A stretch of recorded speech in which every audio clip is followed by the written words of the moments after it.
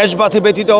কিন্তু আমরা চাই বাংলাদেশি জাতীয়তাবাদের প্রবক্তাদের অন্যতম নেত্রী বেগম খালেদা জিয়ার জানাজায় আমরা শরিক হয়েছি।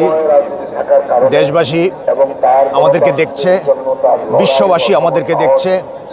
বাংলাদেশের ইতিহাসে এটা অত্যন্ত গুরুত্বপূর্ণ একটি ঘটনা। এ ধরনের একটি ঘটনা এই জাতি এবং সারা বিশ্ব 1981 সনে দেখেছে, আজকে আবার দেখছে।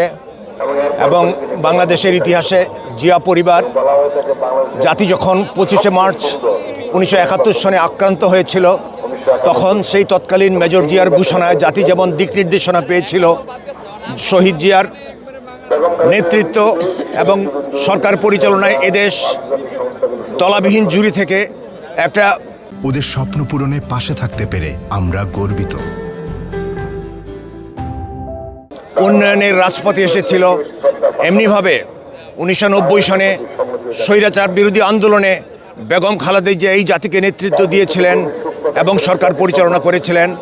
আজকে আমরা অত্যন্ত মর্মাহত, ব্যথিত এবং ওনার অবর্তমানে গণতন্ত্রের অগ্রযাত্রার আমরা 15 বছর স্বৈরশাসন বিরোধী, ফেসিবাদ বিরোধী আন্দোলনে যে নির্যাতন আমরা সহ্য করেছি, জাতি যে দুঃসহ সময় অতিক্রম করেছে,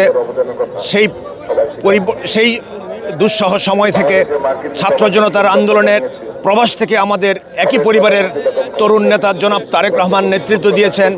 আজকে আমরা যখন গণতন্ত্রের পথে উত্তরীণ হব, ঠিক সেই সময়ে আমাদের প্রাণপ্রিয় নেত্রী, দেশনেত্রী, গণতন্ত্রের মা, আমাদের মা বেগম খালেদা জিয়ার এই অন্তিম শয়ান আমাদেরকে ব্যথিত করেছে। আমি নিজে, আমার পরিবার এবং আমার সন্তানেরা ব্যথিত, দেশবাসী ব্যথিত। কিন্তু আমরা চাই আমাদের এই শোককে শক্তিতে রূপান্তরিত করে এদেশের গণতন্ত্র পুনরুদ্ধারের আন্দোলন এবং এই ক্রান্তিকালকে আমরা অবশ্যই সংগঠিত করব। অতীতে যেমন ঐক্যবদ্ধভাবে শহীদ জিয়াকে জাতি গ্রহণ করেছে, বেগম খালেদা জিয়াকে জাতি গ্রহণ করেছে, আমরা অবশ্যই আশাবাদী সাম্প্রতিক তারেক রহমানের যে বক্তব্য এবং পদচারণা এই দেশে, আমরা আশাবাদী এই জাতি, এই দেশ তারেক রহমানকে গ্রহণ করবে এবং গণতন্ত্র এবং মানুষের মৌলিক অধিকার, ভোটাধিকার অর্জনের সংগ্রামে তারা ঐক্যবদ্ধ হবে এবং এই নির্বাচনে, আগামী নির্বাচনের মাধ্যমে দেশ একটা গণতান্ত্রিক এবং উন্নয়নের পথে পরিচালিত হবে।